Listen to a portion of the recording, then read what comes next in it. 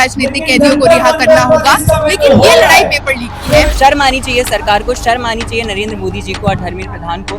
मजबूर कर दिया है उन्हें कि कैंसर पेशेंट यहाँ पर बैठी हुई है, अपने बच्चे को लेकर आई हुई हैं यहाँ पर। मैं जहाँ से आता हूँ राजस्थान में, वहाँ ओएमआर पेपर सबमिट होने के बाद में ओएमआर सीट में पेपर के आंसर भरे जा रहे हैं सिस्टम के द्वारा, सिस्टम के लोगों को एम्प्लॉय देने के लिए, रिक्रूट करने के लिए। अगर ये हमारी आवाज नहीं सुने तो हम पार्लियामेंट जा सकते हैं, नेपाल बनाने का भी दम रखते हैं। अगर प्यार से निकालो को तो दूसरे तरीके से समझा सकते हैं। मोदी घबराए हुए एजुकेशन मिनिस्टर कुछ नहीं जवाब दे रहे, 2 दिन 4 दिन जब तक ये। नमस्कार, मैं राजन पांडे और आप देख रहे हैं पतंगा। कहते हैं ना कि संघर्षों के साए में इतिहास हमारा पलता है, इस ओर जमानी चलती है उस ओर जमाना चलता है। हालांकि हमारे देश में जवानी को एक नया नाम दे दिया गया, कॉकरोच। और ये जो मेरे पीछे सब दिख रहे हैं, ये सब देश के युवा नहीं, ये कॉकरोच है। ये शब्द हमारे देश के chief justice of India CGI महोदय ने बोला है। लेकिन सीजीआई महोदय ये नहीं बोले हैं कि वो भ्रष्टाचार के जो लोग हैं, जो भ्रष्टाचारी हैं, जो पूरा सिस्टम, अगर ये कॉकरोच है तो पूरा सिस्टम क्या क्रोकोडाइल है? क्या ये युवा उनको क्रोकोडाइल कह सकते हैं? ये युवा उनको मगरमच्छ कह सकते हैं? इनकी कोई बड़ी मांग नहीं है। इनकी मांग बस इतनी सी है कि धर्मेंद्र प्रधान जो शिक्षा मंत्री हैं देश के, उनको इस्तीफा दे। क्या नाम है आपका? आपकी मांग क्या है तो मैं नहीं पूछूंगा, क्योंकि अब तो पूरे देश को पता चल गया कि मांगे क्या है। लेकिन क्या आपको लग रहा है कि जिस तरीके से आप लोग प्रोटेस्ट कर रही हैं, तो आप लोग मांगे सुनी जाएंगी? नहीं, हमको ये बिल्कुल नहीं लगता। हम इस गलतफहमी में नहीं है कि ये सरकार बहुत अच्छी है और स्टूडेंट्स के पक्ष में है और हमारी मांगे मान ली जाएगी। हम क्योंकि मजबूर हैं, इसीलिए अनिश्चितकालीन धरना यहाँ पर चल रहा है। हम क्योंकि जानते हैं कि देश में कहीं बालासोर में ट्रेन पलट जाएगा तो भी रेल मंत्री कोई अकाउंटेबिलिटी नहीं लेंगे। हम क्योंकि जानते हैं एलपीजी क्राइसिस आ जाएगा, देश का एक बड़ा मजदूर तबका, स्टूडेंट्स पलायन करने को मजबूर हो जाएंगे तो भी अकाउंटेबिलिटी नहीं ली जाएगी। हम देखते हैं लगातार अनअकाउंटेबिलिटी के मॉडल को देश में काबिज किया जाता है, इसलिए लड़ रहे हैं कि ये मापदंड कर सके कि जवाबदेही तो देनी पड़ेगी। ऐसा तो नहीं लगता कि पूरा सिस्टम करप्ट हो गया है? मैं एक पत्रकार के तौर पर मुझे नहीं बोलना चाहिए इस चीज को, लेकिन ये समझ में आता है कि जिसका नाम कॉकरोच जिसने दिया, जहाँ से कॉकरोच शब्द आया, जो ये सब कॉकरोच इकट्ठे हुए हैं, वो सबसे बड़ी देन अगर है तो सुप्रीम कोर्ट के चीफ जस्टिस साहब की। उन्होंने बताया कि ये कॉकरोच है, लेकिन उसी चीफ जस्टिस महोदय को ये नहीं पता है कि उनका जो पूरा हाई कोर्ट और सुप्रीम कोर्ट का जो कोलेजियम का जो खेल चलता है, उस पर तभी उन्होंने बोला। बिल्कुल, और क्या उन्होंने ये बोला कि किस तरह से हर साल 13,000 स्टूडेंट्स आत्महत्या करने को मजबूर है, जो कि आत्महत्या नहीं है, संस्थागत हत्या है। लगातार क्या उन्होंने ये बोला कि पिछले 10 सालों में 1 लाख से ज्यादा स्कूलों को भारत में बंद किया गया है? क्या उन्होंने ये बोला कि नई शिक्षा नीति लाकर देश के शिक्षा व्यवस्था को, जो पब्लिक फंडेड एजुकेशन के मॉडल पे चलता था, उसको खोखला किया गया है? हर 6 महीने पे फीस वृद्धि होती है। ये तय कर लिया है देश के विश्वविद्यालयों ने कि जिनकी औलादों के पास पैसा है वही आज विश्वविद्यालय आएंगे, शिक्षा अर्जित करेंगे। सेंट्रल यूनिवर्सिटी एंट्रेंस टेस्ट लाया गया कि आपके पास स्मार्टफोन, वाईफाई, इंटरनेट कनेक्शन है तो आ जाइए केंद्रीय विश्वविद्यालय, वरना सपना मत देखो कि पढ़ पाओगे।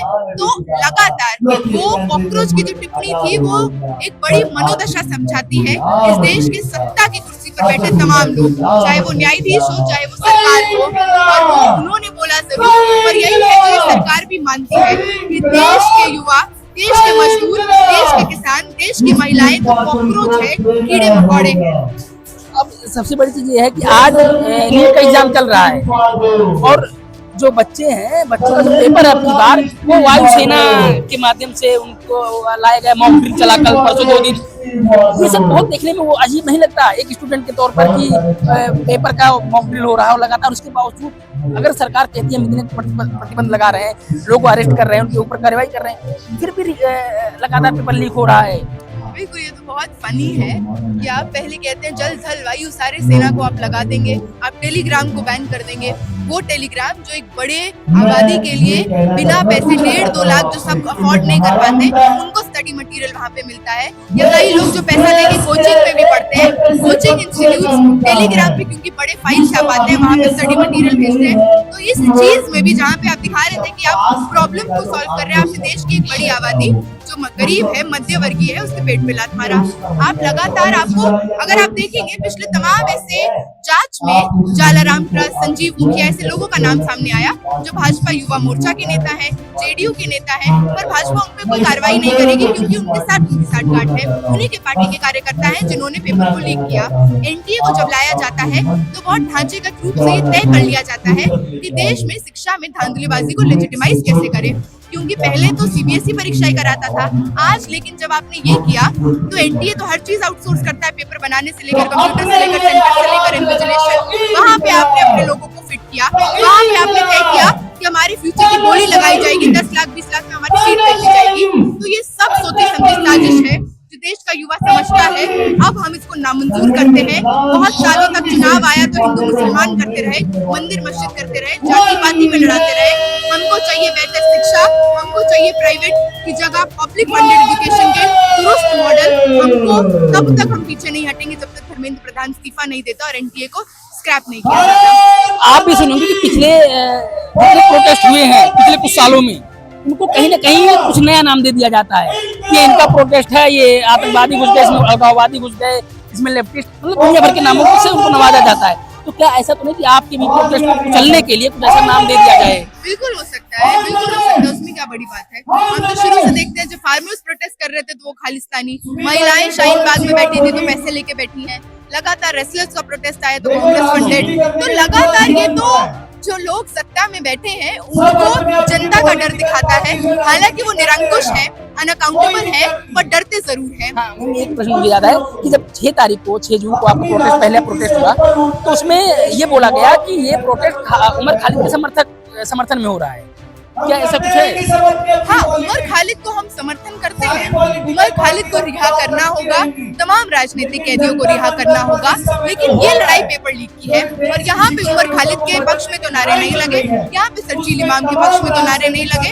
हम जरूर उनकी लड़ाई के साथ इत्तेफाक रखते हैं, लेकिन ये बातें कब लाई जाती हैं जब आपको एक लड़ाई जो पुरजोर तरीके से एक सवाल पर चल रहा है और आपसे जवाबदेही मांग रहा है, तो आप चाहते हैं कि ये भटके, आप चाहते हैं इसमें विभाजन पैदा किया जाए, तो वहाँ पे आप इस तरह के एजेंडास को लाते हैं। तो ये बहुत साफ है ना कि आप लोगों को बांटना चाहते हैं। आप लोग की प्रमुख कौन सी मांगे? क्योंकि आप लोग 6 तारीख को भी बैठे, आपकी कोई मांगे नहीं सुनी गई। मुझे ऐसा लगता है कल भी बैठे और आज भी रुके, पूरी रात रुके और आज तक। तो क्या कोई अधिकारी, प्रशासन का कोई आला कमान अधिकारी आकर आप लोगों से बात किया कि आप लोग की बातें मांगनी जाएंगी या नहीं मानी जाएंगी? कुछ आपसे बात हुई ऐसी? मुझे ऐसा लगता है ये सारे सवाल आपको उन आला अफसरों से पूछने चाहिए कि उनकी हिम्मत क्यों नहीं हो रही है यहाँ पर आकर जवाबदेही देने की। हमसे पूछने के बजाय आप उनसे जाकर पूछे तो ज़्यादा अच्छा लगेगा हमें। क्यों उनकी हिम्मत नहीं हो रही है यहाँ पर आकर के? बच्चे क्लास 9th के, क्लास 11th के बच्चे बैठे हुए हैं प्रोटेस्ट पे। शर्म आनी चाहिए सरकार को, शर्म आनी चाहिए नरेंद्र मोदी जी को और धर्मेंद्र प्रधान को। मजबूर कर दिया है उन्हें। कैंसर पेशेंट यहाँ पर बैठी हुई है, अपने बच्चे को लेकर आई हुई है यहाँ पर। सबको पता है। मुझे ऐसा लगता है, एक मिनट सर, मुझे ऐसा लगता है जो लोग अभी भी नींद में सो रहे हैं उनको आंखों से भक्ति की पर्दा हटानी चाहिए। ये जो भक्ति का पर्दा लोगों ने अपने कानों में और आंखों में लगा रखा है उसे हटाएं और देखें देश में क्या हो रहा है। नींद से जागें। अगर ये जनता अभी भी नींद से नहीं जागेगी ना, ये राक्षस की तरह पूरी सरकार देश को खा जाएगी, जैसे हमारे पहाड़ नदियों को खा रहे हैं, जैसे पानी का क्राइसिस हो रहा है, एलपीजी का क्राइसिस हो रहा है। हर दिन सरकार लोगों को लाइनों में खड़ा कर देती है। कौन जवाबदेही देगा इन सब की? ये बड़ी चीज होती है कि ये पुराने समय में भी कहा गया कि जिस ओर जवानी चलती है उस ओर जमाना चलता है। और लगातार जिस तरीके से बच्चों के ऊपर अत्याचार हो रहा है वो सबके सामने है। चाहे वो नीट का पेपर हो या सीबीएसई बोर्ड में जिस तरीके की धांधली सामने आई, सारे बच्चे, कितने बच्चों ने सुसाइड किया। लेकिन समस्या वहां पर आती है जब प्रशासन आंख में पट्टी और कान में तेल डालकर बैठा रहता है। तो अगर आप लोगों की बातें नहीं सुनती तो आप लोग क्या करेंगे? लोकतंत्र का एक्सट्रीम ऑप्शन क्या होता है सर, आप बताएं? प्रोटेस्ट जो कर रहे हैं लोग। और अगर इतना प्रोटेस्ट करने के बाद 8 मिलियन से ज्यादा पिटीशन साइन हुई है धर्मेंद्र प्रधान के खिलाफ। सिर्फ यहाँ ही प्रोटेस्ट नहीं हो रहा है, बहुत सारी विपक्ष पार्टियां बिहार में और राजस्थान में प्रोटेस्ट कर रही हैं, दिन रात प्रोटेस्ट कर रही हैं। पूरे देश में सीजेपी के ही बहुत सारे प्रोटेस्ट हुए हैं और लगातार प्रोटेस्ट हो रहे हैं। लोकतंत्र में इससे ज्यादा एक्सट्रीम कुछ नहीं करा जा सकता है। और क्या हो सकता है एक्सट्रीम? लोकतंत्र हार सकता है। शायद ये सरकार भारत को हारता हुआ देख सकती है और मजबूर कर सकती है बच्चों को कि जो लोग प्रिविलेज हैं वो बाहर जाकर शिक्षा ले, बाहर जाकर रोजगार ले अपनी काबिलियत के हिसाब से। शर्म आनी चाहिए सरकार को। हर दिन इस देश में सरकारी स्कूल बंद हो रहे हैं, किस तरीके से शिक्षा को प्राइवेट करा जा रहा है। इनको डूब मरना चाहिए शर्म से कि बच्चे कैसे सरकारी शिक्षाएं छूटती जा रही है। हम किस बात का टैक्स पे कर रहे हैं? ये पूरी जनता किस बात का टैक्स पे कर रही है? क्या नाम है आपका? मेरा नाम सचिन है।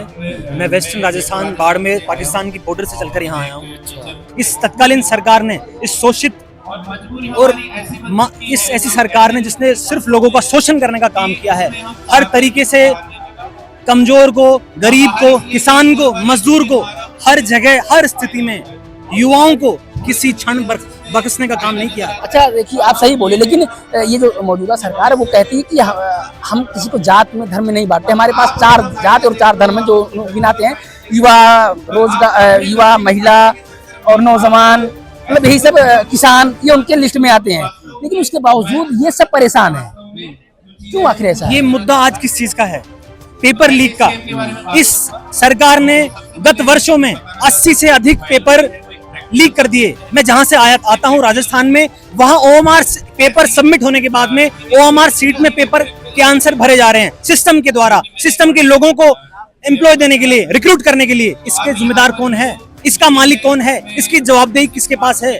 जो इस गद्दी पर बैठा है, जो हमारा देश लोकतंत्रवादी देश है, हमें अपनी आवाज रखने का मौका है हमारे पास। ये कोई डिक्टेटर वाला तानाशाह देश नहीं है, तो हम अपनी बात रख रहे हैं। जब तक ये तत्कालीन सरकार धर्मेंद्र प्रधान का इस्तीफा नहीं लेगी, यहाँ के हमारे पूरे भारतवर्ष के युवा पीछे हटने वाले नहीं हैं। क्या लगता है कि आप लोगों की बात, आप लोग तो अपनी बात पुरजोर तरीके से रख रहे हैं, लेकिन आपकी बात सरकार के कानों तक जा रही है, सुन रही है? और अगर सुन रही तो आखिर निगरानी क्यों कर रही है? क्यों कोई सरकार का अधिकारी कोई आकर आप लोगों से अभी तक बात किया? हर चीज का अंत होता है। घमंड रावण का भी नहीं हुआ, उससे बड़ा तो कोई हुआ नहीं आज तक जिसने घमंड किया हो। तो यह सरकार आने वाले दिनों में वोट, लोकतंत्र के माध्यम से वोट चोरी की ये सरकार बनी हुई है। लेकिन जब आने वाले वर्षों में जब चुनाव होंगे, तो यह युवा, यहाँ पुलिस फोर्स के माध्यम से काम नहीं होगा, युवा बूथों के माध्यम से अपने बूथ को, अपने वोट को एक सिस्टमेटिक वे में, ये सरकार एक वोट चोरी के माध्यम से बनी हुई सरकार है। इसे नहीं पता कि गरीब का, मजदूर का, किसान का, युवाओं का दर्द क्या होता है। इनके बच्चे विदेशों में पढ़ते हैं, इन्हें ये नहीं मालूम कि हमारे बच्चे रिक्रूट होंगे, उनका दर्द क्या होगा, उनका तकलीफ क्या होगा, उन्हें क्या फेस करना पड़ता है। आप 2014 से देखिए, नीति आयोग की रिपोर्ट है कि जो 27 करोड़ इन्वॉल्वमेंट होती थी सरकारी स्कूलों में बच्चों की, वो 2025 में आते आते 2.5 करोड़ कमी हो गई है, उसमें डिक्लाइन हो गया है। और जब इसी 10 साल में तकरीबन 1 लाख के आसपास स्कूल बंद हो गए, वही नेशनल एजुकेशन पॉलिसी की बात होती है, तो कितना बड़ा फेलियर है वो हमारे सामने है। 2020 में कहा गया था, रिकमेंड किया गया था कि 6% जीडीपी जो है वो होगा बजट इसके लिए, और अभी 2.6% है जो लास्ट यूनियन बजट आया। तो बहुत बड़े सवाल है। और कल ही आप देखिए, वो अबू धाबी में आया है कुछ बच्चों का सेंटर, लड़के का अबू धाबी। तो सरकार को मुझे लगता है जैसे इन्होंने टेलीग्राम बंद करा, इंस्टाग्राम बंद कर देना चाहिए इस कारण की वजह से, क्योंकि सरकार खुद जिम्मेदारी लेना चाहती। और अब लगता है कि कहीं ना कहीं ये प्रोटेस्ट इस वजह से नहीं है कि सरकार एकदम से जिम्मेदारी ले ले, हम प्रोटेस्ट करके हम लोग अपनी जिम्मेदारी निभा ली नहीं, हमें लगातार सवाल करने पड़ेंगे और सरकार को घुटनों पर लाना पड़ेगा। ये बात सही है कि जब तक युवा, छात्र, नौजवान सरकार से सवाल नहीं करेगा, तब तक उनकी बात, उनकी मांगे बढ़ नहीं जाएंगी। लेकिन आप लोग अपना सवाल, अपनी बात मनवाने के लिए इतना बड़ा स्टेज लगाए हैं, इतना बड़ा स्टेज सरकार के सामने किए हैं, सरकार के कानों तक आवाज भी जाती होगी, ऐसी बात नहीं है, लेकिन क्यों गूंगी बहरी बनकर सरकार बैठी रहती? जब तक नंबर्स बड़े नहीं होंगे, बहुत बड़ा प्रोटेस्ट नहीं होगा, बहुत बड़ा आंदोलन नहीं होगा, तब तक मुझे नहीं लगता कि उतना फर्क पड़ता है सरकार को। जब तक उनको लगे कि नहीं, अब उसका एक रीजन मीडिया भी है। अब मीडिया बहुत बड़ा पिलर का काम करता है, नेशनल मीडिया की बात करो जिन्हें गोदी मीडिया भी कहा जाता है, उनकी क्रेडिबिलिटी पे भी सवाल है कि वो लोगों तक क्या पहुंचा पा रहे हैं, लोग कितने अवेयर हैं इन इश्यूज को लेकर। आप ऐसे चैनल्स भी देखोगे जहां पेपर लीक के फायदे बता रहे होंगे कुछ लोग। तो मुझे लगता है कि ये सिस्टमैटिक है, सिर्फ इस आंदोलन की बात नहीं है। राहुल गांधी कोटा जा रहे हैं, देश में अलग अलग तरीके से अपनी आवाज उठा रहे हैं as a leader of opposition, और एनएसए प्रोटेस्ट कर रही है, लेफ्ट के काफी स्टूडेंट विंग प्रोटेस्ट कर रहे हैं, बहुत सारी रीजनल पार्टीज कर रही हैं, तो कहीं ना कहीं कोशिश तो कर रही है। बस 12 साल में ये तंत्र डेमोक्रेसी के क्या हालात है, हमें पता है किस तरीके से पार्टियों को किस तरीके से कर दिया गया है, और किस तरीके का लोगों के अंदर डर है बोलने के, सरकार के खिलाफ, अकाउंटेबिलिटी मांगने के। मुझे लगता है आस्ता आस्ता ये डर निकलेगा। मेरा नाम निशांत है, मैं हरियाणा से हूँ, कुरुक्षेत्र। मैं ये कहना चाहूँ इन लोगों जो एजुकेशन में से इन लोगों को जवाब नहीं दे रहे, घबराए हो। अगर ये हमारी आवाज नहीं सुनेंगे तो हम पार्लियामेंट जा सकते हैं, नेपाल बनाने का भी दम रखते हैं। अगर प्यार से नहीं मारोगे तो दूसरे तरीके से समझा सकते हैं।